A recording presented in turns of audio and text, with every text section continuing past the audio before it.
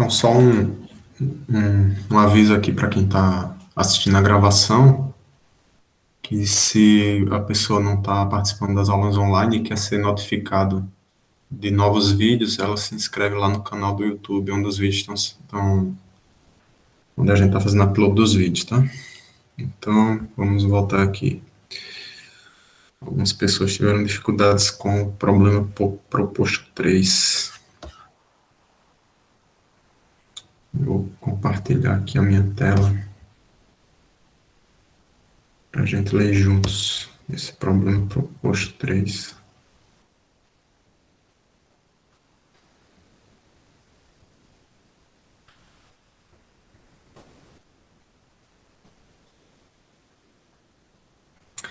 Então, esse problema diz assim: um triângulo retângulo pode ter lados que são todos inteiros. O conjunto de três valores inteiros para os lados do triângulo retângulo é chamado de tripla pitagórica. Esses três lados devem ter um relacionamento de forma que o quadrado de dois dos lados é igual ao quadrado da hipotenusa.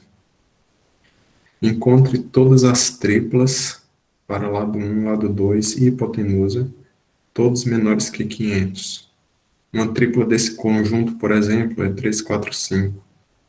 Esse é um exemplo de computação por força bruta. Então, aqui a questão já está dizendo que é para fazer na força bruta mesmo, não é para tentar procurar nenhuma regrinha que consiga achar tudo de uma vez, não. Então, se é por força bruta, a gente faria um loop, ou, na verdade, mais de um loop alinhado, talvez três loops for, percorrendo os números de 1 até 500, e verificando a regra de Pitágoras, né?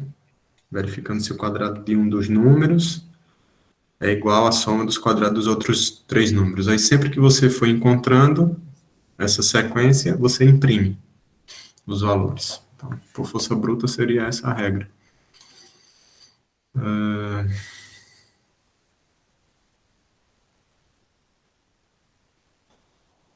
Deixa eu ver aqui. José Gama teve dificuldade com esse problema. Agora, depois disso que eu falei, esclareceu um pouco mais ou ainda resta dúvida?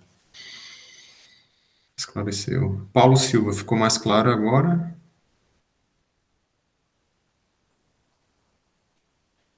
E José Gama já disse que sim. Porque, assim, se você já entendeu e já tem uma ideia de como fazer, ao invés de eu pedir que alguém mostre o código aqui, é melhor que você tente fazer mais um pouco, aí depois a gente pode discutir. A Aleph teve dificuldades em esclarecer os parâmetros para o while e para o for. Você está falando, Aleph, de forma genérica, o while e for de forma genérica, ou para esse problema 3?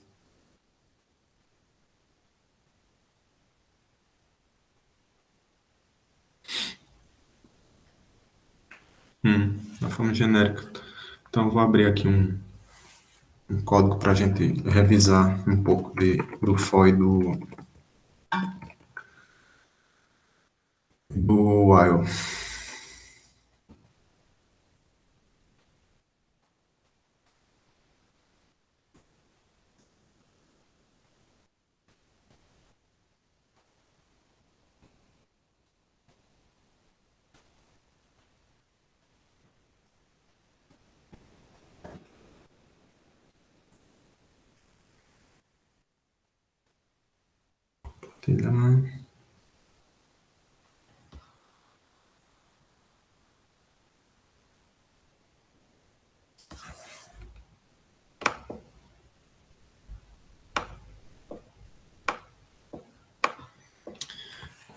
Code.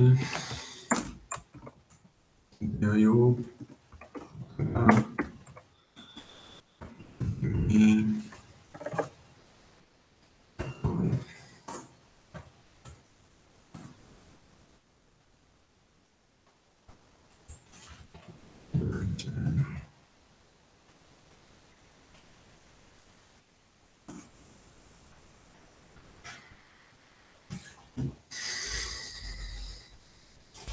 Então, relembrando aqui o for. Por exemplo, suponha que a gente quer um programa bem simples para imprimir os quadrados dos números de 1 a 10. A gente pode fazer assim, for i igual a zero e menor do que de 1 a 10, né? De 1 a 10. Então, se é de 1 a 10, você pode tanto colocar menor ou igual a 10 aqui, então pode colocar menor que 11. E mais um. Chave, fecha a chave. Aqui. Imprimir os quadrados dos números de 1 até 10. É que a gente pode fazer tanto usando aquela função POW, né? Quanto fazer também, que é o power, ou então fazer um número multiplicado pelo outro. Pode ser simplesmente assim, ó, printf,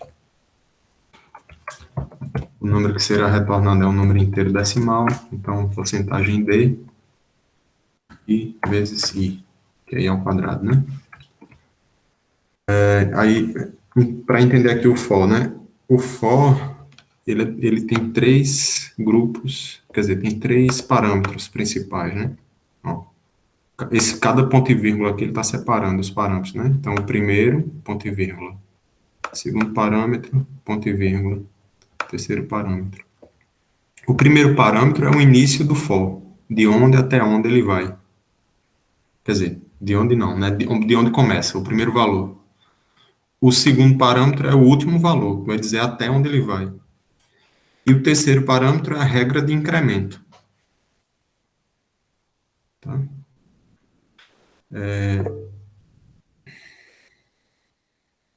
Essa forma seria compatível a um range. O range vai gerar, lá no Python, o range vai gerar essa sequência de números para você e você vai pegar de um por um. Equivale ao range. Aí uma coisa que a gente não fez aqui ainda, por exemplo, foi verificar que pode decrementar também. Por exemplo, eu poderia querer ir de 11, quer dizer, de 10 até 1, subtraindo 1. Eu posso ir de 10, ó, de i igual a 10 até i maior que zero. E a cada passo eu subtraio 1 do i. Então vai ser 10, 9, 8, 7, 6, etc. Então aqui a gente pode imprimir, por exemplo, o i também. E fazer assim, ó. Para i igual i ao quadrado igual.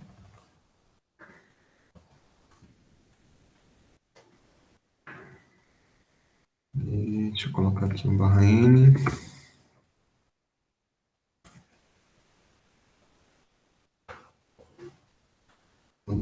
Para mostrar o código, quer dizer, executando.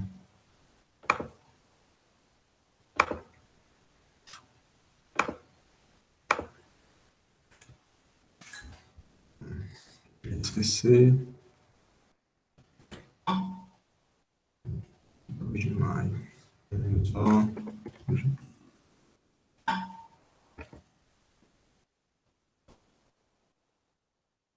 Compilou.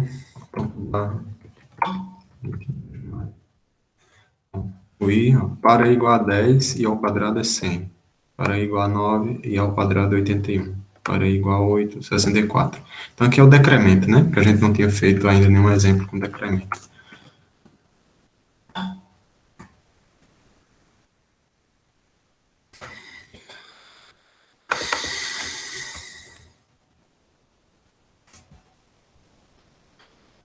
Acho que ele perguntou também sobre o loop while. Pode explicar a questão 3, como usar o while nessa questão? Deixa eu ver aqui qual é a questão. Sem usar o operador de módulo, escreva um programa que determina o quociente e o resto da divisão entre dois inteiros positivos. Tá. Nessa questão 3, deixa eu mudar aqui a tela. A gente tem que lembrar da divisão inteira. Como é que faz a divisão de números inteiros. Então, eu vou mostrar aqui, peraí.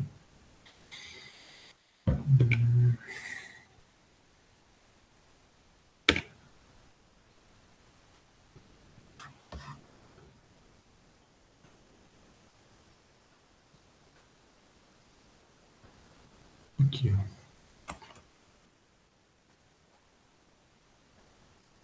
Lembrar que a divisão de números inteiros, a gente tem A, uma variável, o número A é igual ao número B, vezes um quociente, mais um resto. Então, por exemplo, se a gente tem 5, a gente quer saber quanto é 5 dividido por 3. Então, 5 é igual a 3 vezes um mais 2. Nesse caso aqui, A igual a 5, B igual a 3 e o resto é igual a 2.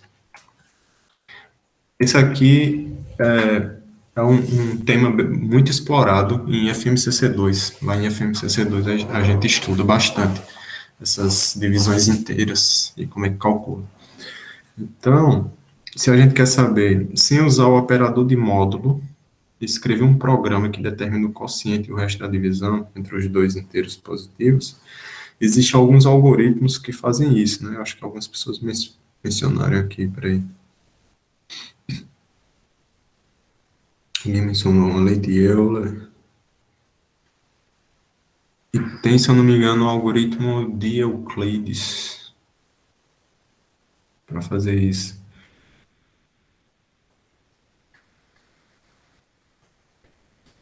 Em que, observe que quando a gente vai fazer uma divisão, a gente começa testando valores para o quociente, né?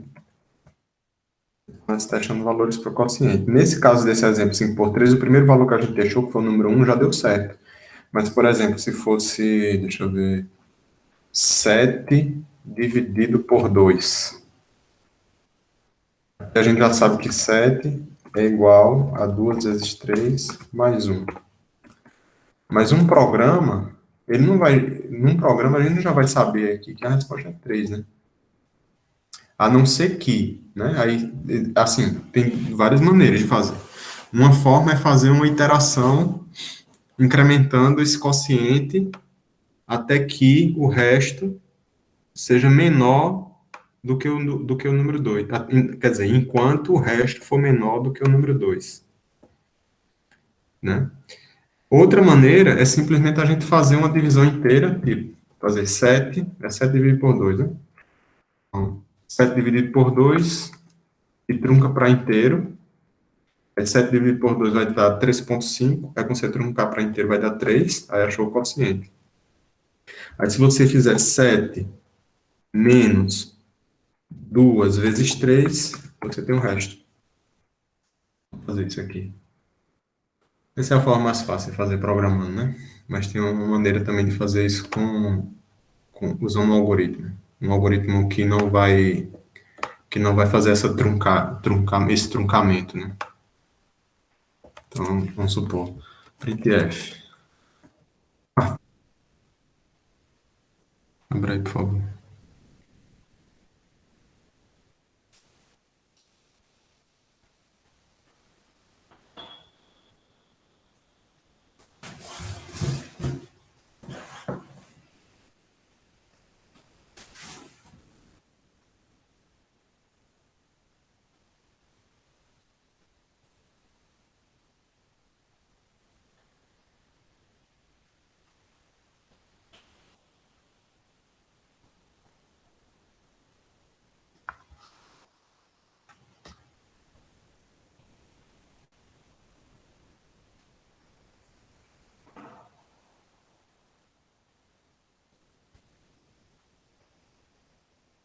Tá achando o botão de compartilhar?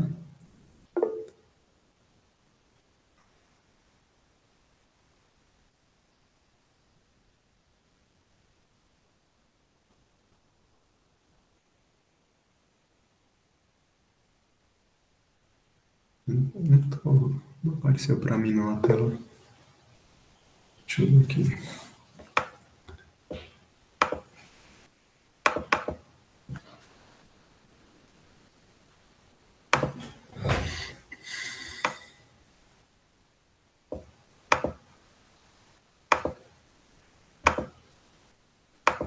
Agora apareceu. Pronto. Dividendo, divisor, quociente, resto. Printf, dividendo, printf, divisor, resto igual a dividendo, resto inicia com o valor do dividendo. Aí, divisão, sucessão de subtrações, que era como Regina tinha sugerido. Enquanto o resto é maior do que o divisor, se o resto for maior ou igual ao divisor, resto subtrai divisor. Quociente, maior, incremento, quociente. Pode descer um pouquinho a tela, Maria?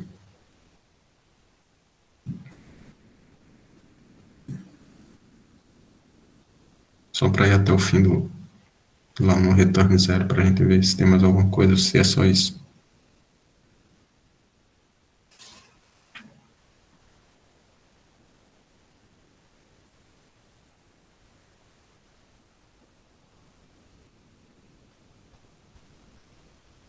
Tá me ouvindo? Aqui a tela tá travada, não tá movimentando não, a tua tela.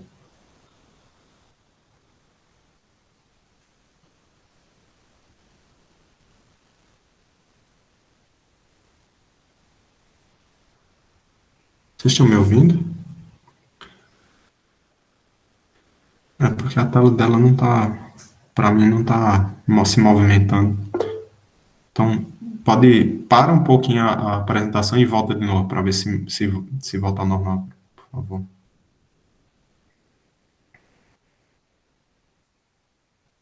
Aí compartilha de novo só pra gente, para ver se destrava aqui.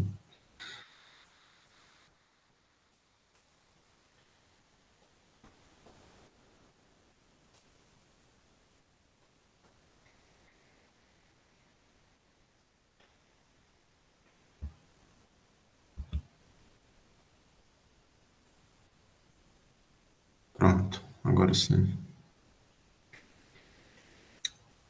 Então é mais simples do que eu estava pensando, né? O resto começa igual ao dividendo e vai subtraindo divisores desse dividendo, incrementando o quociente a cada iteração. E aí o quociente é simplesmente quantas vezes o resto foi subtraído do divisor.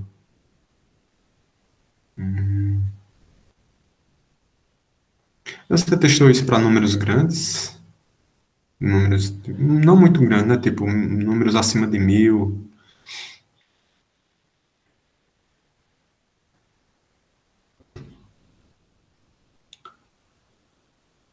Teste aí, executa, por favor. Digamos, 1507 dividido por 50.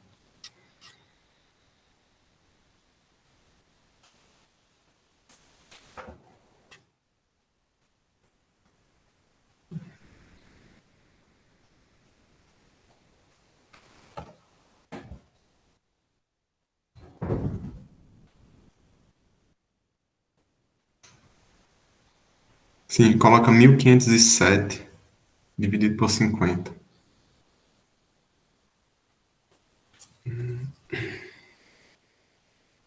É, tá certo. Tá certo.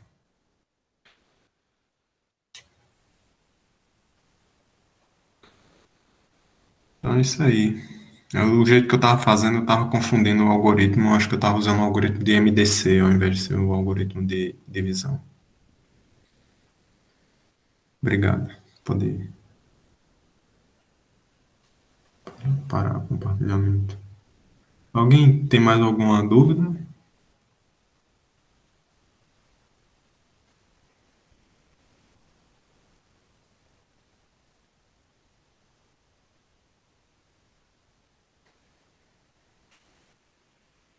Vocês acham que dá tempo se eu passar mais uma lista para vocês fazerem para a semana que vem? Sim, a divisão inteira que você está dizendo é dividir dois números inteiros e pegar como sendo o divisor. José Gama. A questão, o problema é que a questão pedia para fazer um loop, né? Porque a gente está exercitando. exercitando o loop while. Aí ficaria muito simples, simplesmente dividir dois números inteiros e pegar o resultado como sendo o quociente e depois usar isso para achar a subtração. Seria duas ou três linhas de código. Sim, aí voltando aqui, pretendo passar mais uma lista de exercícios. Eu queria só saber se todo mundo está conseguindo fazer a tempo.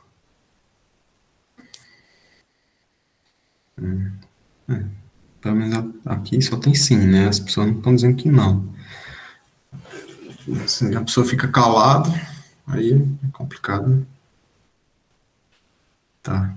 Então, eu vou passar mais uma de ainda para exercitar essa questão de loops, while e for. E na próxima aula, deixa eu ver aqui o que vai ser o assunto da próxima aula.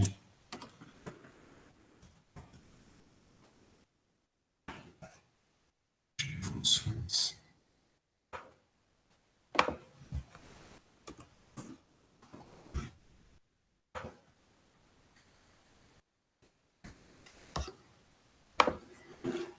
Na próxima aula,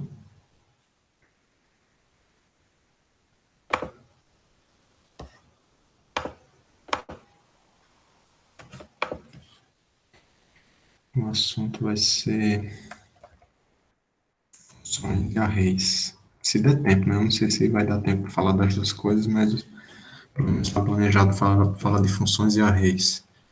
E aí, como vocês já devem estar sabendo, ou já devem ter tido a curiosidade de procurar, os arrays são alguma coisa parecida com as listas que a gente tem. Não, não pretendo resolver o resto das questões, não. A não ser que, assim, porque principalmente as questões de numérica, vocês têm como avaliar se está dando certo o resultado. Agora, se você não consegue chegar em nenhum resultado, aí você fala a questão e aí a gente vê aqui. Entendeu, Paulo? Você tem alguma questão que você não conseguiu de jeito nenhum fazer?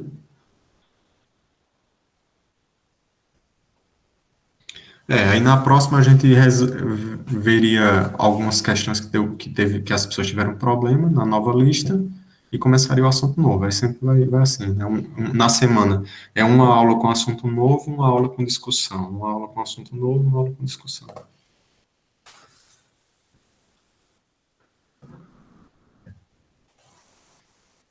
Aí a gente já tá em termos de conteúdo, tá praticamente chegando no fim. Quer dizer, não tá no fim não, tá na metade ainda, porque falta strings e ponteiros, né? E ver um pouco de makefile.